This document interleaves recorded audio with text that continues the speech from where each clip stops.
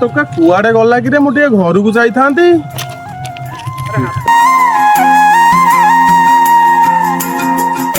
ବିଲ ଜଗିଥା, କୁଆଡେ ଯିବୁନି ହାରି। ଗାଈ ଘରୁ ସବୁ ବୁଲୁଛନ୍ତି ହେଲା। ହଉ ତମେ ଯାଅ, ମୁଁ ଜଗିଛି ହାରି।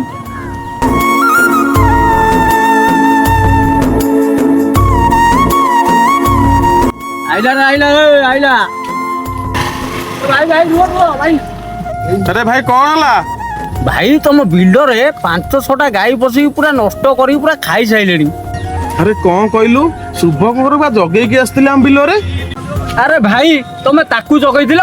ଏଟା ଟୋଟାରେ ପଟ ଖେଳୁଛି, ଏଟା ଗାଲୁଆଟା। ହଉ ଆଜି ତା ଖେଳ ଛଡଉଛି। ସେଦିନ ମୋ ସାଙ୍ଗରେ ସେ କଳି କରୁଥିଲା ଆଉ କଥା ଶୁଣୁ ନଥିଲା, ଆଜି ଖାଇବ।